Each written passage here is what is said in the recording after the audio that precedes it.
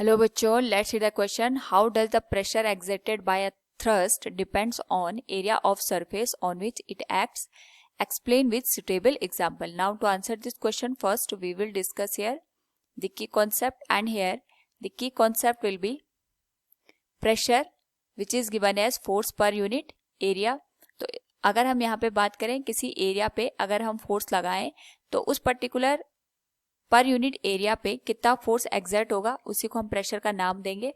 Now according to the question हमसे पूछा गया है how does the pressure exerted by thrust depend on area of surface on which it acts. तो जैसे हमने पहले भी डिस्कस किया था, हमारे पास जो प्रेशर और एरिया है दोनों एक दूसरे के इन्वर्सली प्रोपोर्शन में है. तो सबसे पहले हम ये देखेंगे हमारे पास जो थ्रस्ट है वो क्या होता है. थ्रस्ट होता है ऐसा फोर्स जो किसी सरफेस के परपेंडिकुलर डायरेक्शन में लगता है. यानी हमारे पास सपोज ये सरफेस है और इससे हमने 90 डिग्री का एंगल बनाते हुए कोई फोर्स अप्लाई किया तो उसे हम यहाँ पे थ्रस्ट का नाम देते हैं.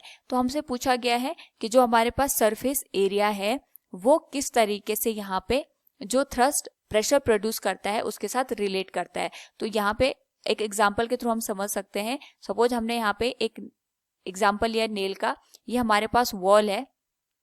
इस वॉल पे हम यहाँ पे नेल को इस तरीके से इंसर्ट कराना चाह रहे हैं. तो जो नेल का यहाँ पे बॉटम एंड होता है इसका जो एरिया होता है ये हमारे पास बहुत ही कम होता है और हम यहाँ पे इस नेल पे इस डायरेक्शन में फोर्स लगाते हैं which is perpendicular to the surface. ये सरफेस आ गई और ये हमारे पास फोर्स आ गया. दोनों एक दूसरे के परपेंडिकुलर हैं क्योंकि यहाँ पे हमारे पास जो फोर्स है और यहाँ पे एरिया एक दूसरे के परपेंडिकुलर हैं. तो जो फोर्स लगेगा उसे हम यहाँ पे थ्रस्ट का नाम देंगे. अब इस थ्रस्ट की वजह से इस पर्टिकुलर पॉइंट पे प्रेशर जनरेट होगा एंड वी नो दैट क्योंकि यहाँ पे जो एरिया है ये बहुत कम है तो इसके करस्पॉन्डिंग जो प्रेशर होगा ये हमारे पास ज़्यादा जनरेट होगा. तो यहाँ से हम देख सकते हैं कि जैसे जैसे हमारे पास एरिया कम हो रहा है प्रेशर का अमाउंट बढ़ता जा रहा है.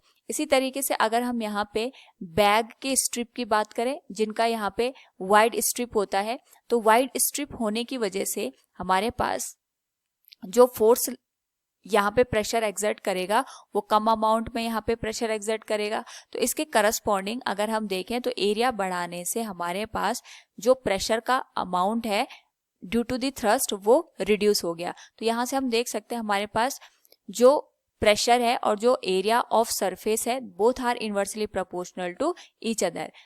Hope all you understood it. Thank you and best of luck.